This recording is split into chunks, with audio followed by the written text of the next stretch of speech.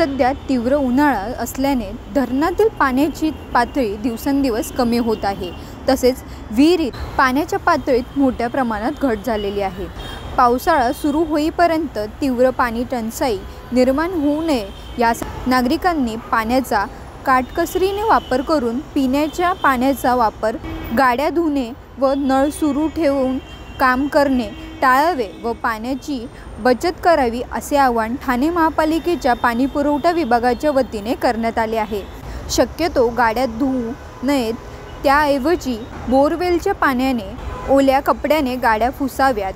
अंगणात शक्यतो पाणी मारू नये, नळ सुरू ठेवून कपडे धुणे, भांडी घासणे, दाढी करणे टाळावे। घरातील नळांची गळती दुरुस्ती करावी।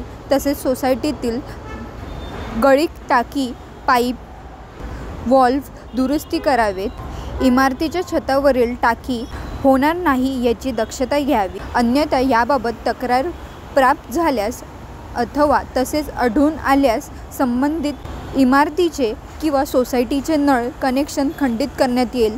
शक्यतो रोज आंघोळीसाठी शॉवर व बाथटबचा वापर करू नये। स्वच्छतागृहामध्ये डबल फ्लशचा वापर करावा।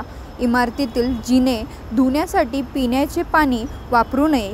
पाण्याचा अनावश्यक साठा करू नये व साठा केलेले पाणी रोज सकाळी ओतून देण्याची सवय बंद करावी।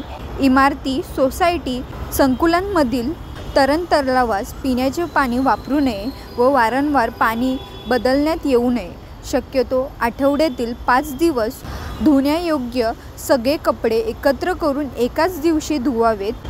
इतर दिवशी गरज पडल्यास दररोज लागणारे छोटे कपडे हाताने कमी पाण्यात धुवावेत। कपडे धुण्याचे मशीन आठवड्यातून एकदा किंवा अगदी आवश्यक असले तेव्हा 2दाच आणि ते पूर्ण क्षमतेने वापरावे।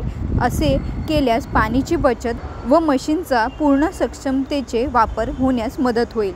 त्याचप्रमाणे कपडे धुण्याचे मशीन किंवा हाताने कपडे धुवून निर्माण होणारे निरुपयोगी पाणी साठवण करून पुढचे 2 दिवस फ्लश, बाथरूम धुणे, फर्श पुसणे, गाड्या धुणे व बगीचा आदींसाठी वापरावे। पाणी अनमोल आहे, पाण्याचा प्रत्येक थेंब वाचवा, पाणी वाचवा, पाण्याचा अपव्यय, नासाडी टाळा असे आवाहन ठाणे महापालिकेच्या वतीने करण्यात आले आहे।